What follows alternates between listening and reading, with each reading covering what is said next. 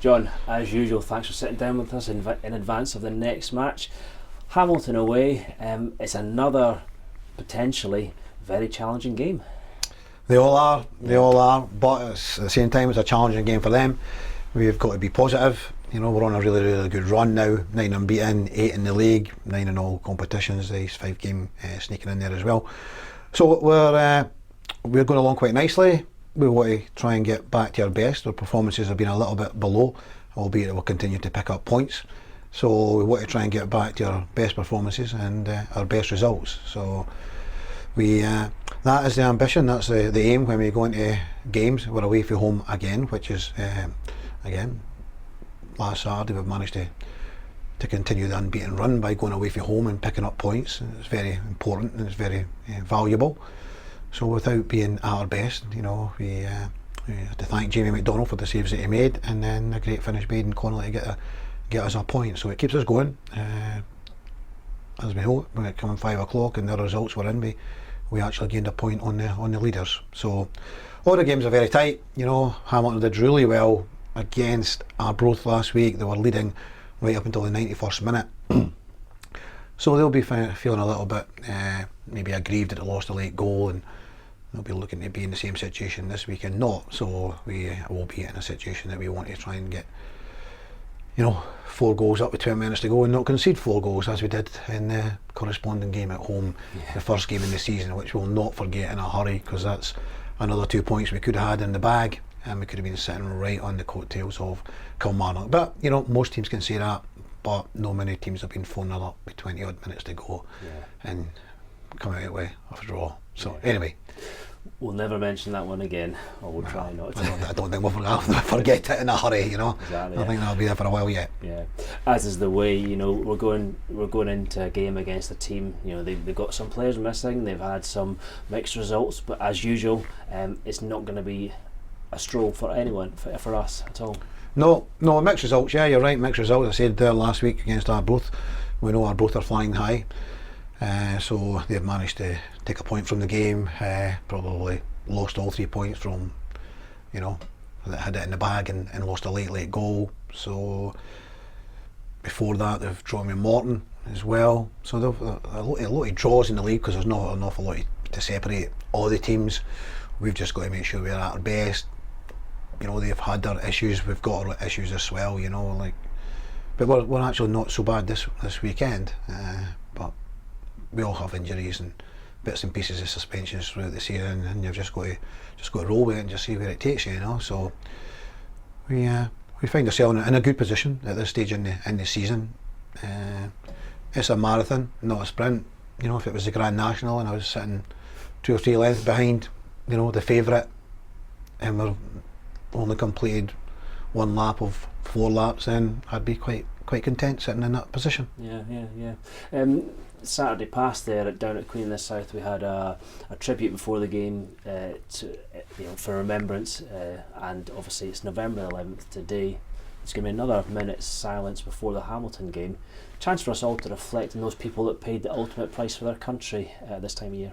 Yeah, very much so. Yeah, it's very much in everyone's thoughts. As you say, the soldiers that went to fight for us and lost their lives many years ago. So it's very, you know, it's at that time, 11th of November, and everyone can, you know, think back to and have their own little, you know, moment on Saturday as well, with the minute silence, just to reflect on these people that went and fought for the country and, you know, sadly missed. Yeah.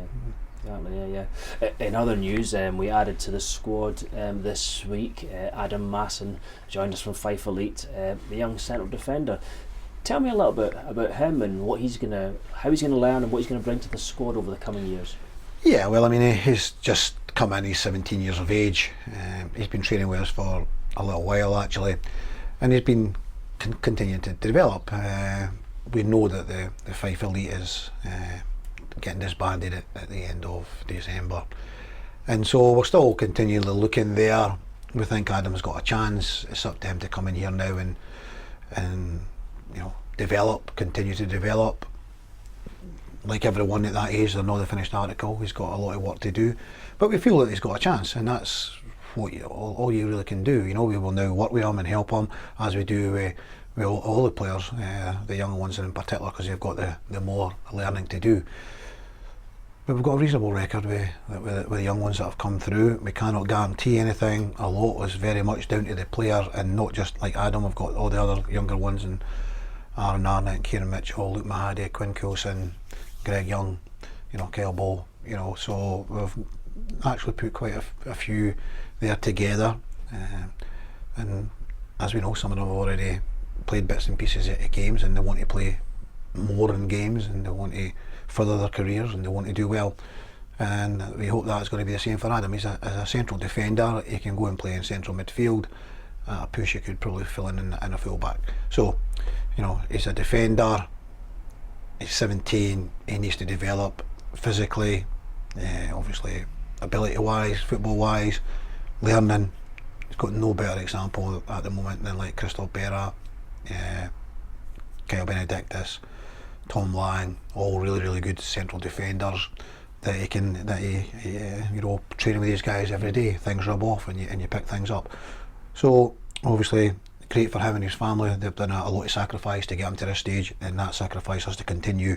You have to be very professional, very focused if you want to try and get into the first team and kick on and make a career in football. Yeah, and finally, you mentioned our centre halves there. Club captain Kyle Benedictus, I assume he's recovered from injury now, but obviously it's not a given that he can get straight back into the squad with the current defenders playing so well. Yeah, and that's the problem when you have an injury or you get suspended. Ross Matthews found himself, you know, not starting last week. He was suspended, but comes back in. You know, it makes us stronger as a whole group. You know, the squad, the guys on the bench. It makes us stronger on the bench.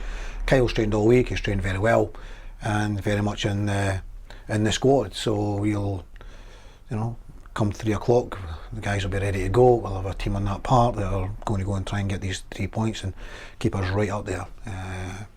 Kyle will be very much part of that, but you know, we've been defending well, and when we've not, then Jamie McDonald's been making saves. So we want to try and get Jamie a little bit, you know, not so busy as he was, you know, particularly in the early stages of the game down at Dumfries.